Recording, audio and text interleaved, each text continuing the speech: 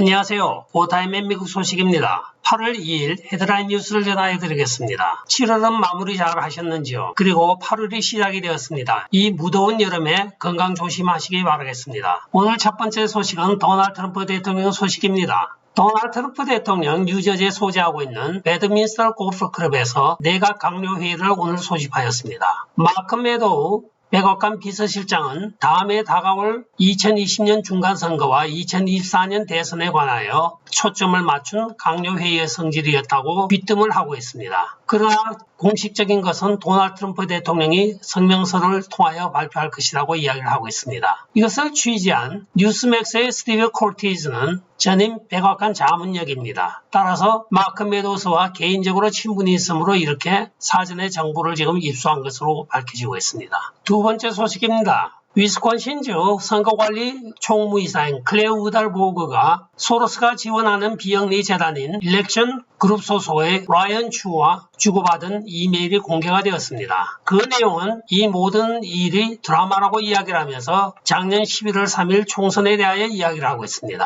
화면에 보이는 내용을 보면 클레어 당신은 드라마에 재능이 있고 새벽 3시에 필요로 하는 모자란 투표수를 제공을 합니다. 한밤 자정에 당신은 그것을 집계하였고 세상을 기다리게 하고 싶었을 것이라고 하고 메일을 보내며 편지 끝에는 이긴 자는 공정하게 이겼다고 주장하나 선거의 목표는 진 자에게 공정하게 패하였다는 것을 알리는 것이라고 하면서 끝을 맺고 있습니다. 12만 표를 쥐고 있던 조 바이든이 오후 3시가 되자 갑자기 14만 표가 다량으로 투여가 되어 거꾸로 역전이 된 사건을 말하고 있습니다. 제가 덤펜롤이라고 보통 부르고 있는 것으로 표를 왕창 던져가지고 개수한다는 뜻입니다. 그러면서 서두에 LOL이라고 하는데 이건 Laughing Out Loud라는 뜻으로 크게 웃자, 조롱하자 이런 뜻이 같이 담겨있는 슬랭입니다. 그러면서 이 선거에 대하여 이렇게 조롱 섞인 편지들을 주고받고 있는 것입니다. 다음 소식입니다. 금주에 예정되어 있는 인프라스트럭처 예산안이 묻지마 투표가 될 수밖에 없습니다. 2700페이지가 넘는 예산안을 일주일 안에 전부 다 읽고 그것을 파악을 하고 투표하기라는 것은 불가능하다고 많은 사람들이 이야기를 하고 있습니다. 또한 이 법안이 엉터리인 것은 대부분의 법안은 관할위원회에서 발의하게 되어 있으며 거기에서 사전에 심사를 거쳐서 정식으로 예정 입법을 하게 되어 있는 것입니다. 그러나 이 법안은 전부 다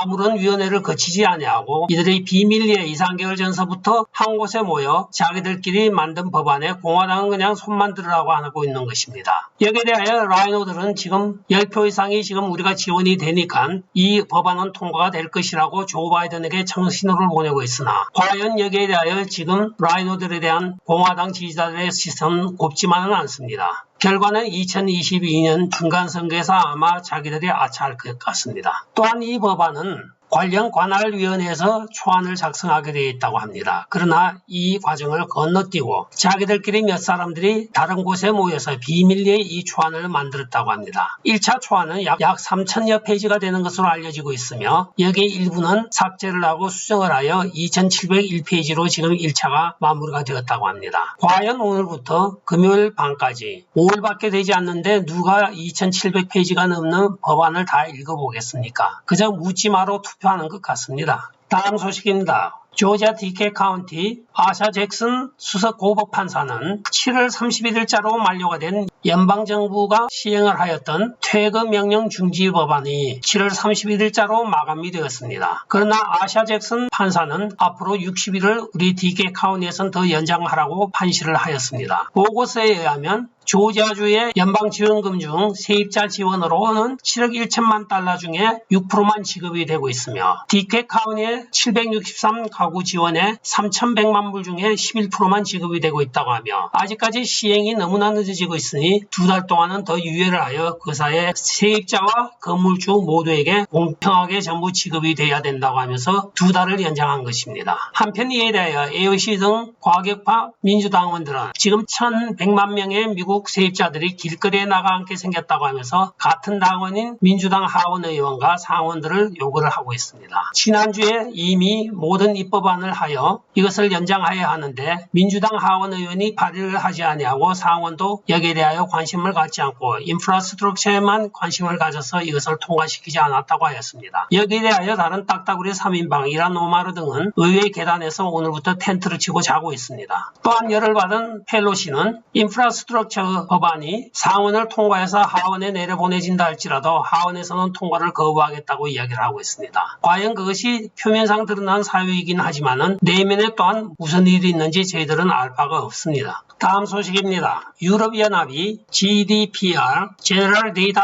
Protection Regulation이라고 하는 일반 정보 보호법입니다. 여기에 대한 위반으로 아마존에게 약 9억 불에 해당하는 벌금을 부과하였습니다. 이에 대하여 아마존은 즉시 항고할 뜻을 밝히고 있습니다. 지난 주말인 7월 30일 갑자기 아마존 주가가 예상치도 아니하게 7.41%가 하락을 하였습니다. 아마존 주식은 평균 한 3,300 내지 3,500불 사이를 왔다 갔다 하면서 세계에서 가장 한 주당 비싼 주식으로 꼽히고 있습니다. 그런데 하루 사이에 7.41%가 떨어졌다고 해서 무슨 일인가 했더니 결과적으로는 유럽에서 이렇게 사건이 터진 것입니다. GDPR은 기업이 개인 데이터를 사용하기 전에 동의를 구해야 한다는 강제 조항입니다. 아마존이 개인들에게 정보 사용을 허락을 받지 아니하고 개인들의 정보를 사용하였다고 하여 9억 불의 벌금을 얻어맞은 것입니다. 한편 지난 12월에는 구글이 프랑스에서 광고 추적기에 따른 규정 위반을 하여 또한 많은 벌금을 낸 적이 있죠. 빅텍들의 순환입니다. 다음 소식입니다. 오바마가 자기 지인갑잔치를 자기 집에서 한다고 사람들을 초청하여 지금 델타 변종 바이러스가 전국적으로 퍼지고 있는 가운데 사람들을 모으고 있다고 하여 비난을 받고 있습니다. 초청된 연사로 확인된 바에 의하면 오프라 윈프리와 조지 클루니가 지금 포함이 되어 있는 것으로 나타나고 있습니다. 이들은 참가에 앞서 사전에 백신을 맞고 간다고 발표를 하고 있지만 미전역적으로 퍼지고 있는 코로나 바이러스로 인하여 델타다 람다다 하여 사람들을 격리시키며 마스크를 착용하라고 하면서 전직 대통령이라는 사람이 자기 생일에 이렇게 유명 연예인들을 불러서 홍보 활동을 한다고 하는 것은 바람직하지 않다고 많은 네티즌들이 비난을 하고 있습니다. 맞는 말이죠. 50회 생일 때에는 스티비 원더 그리고 탐 행크스 등을 초청한 바가 있습니다. 그 생일상은 그냥 미역국에다 밥 하나 먹으면 되지 뭘 유난을 뜨는지 모르겠습니다. 수고하는 모양이죠. 다음 소식입니다. 세라 폴린스 전 알래스카 주지사가 2022년 중간선거에 알래스카주 상원의원에 출마할 뜻을 오늘 밝히고 있습니다.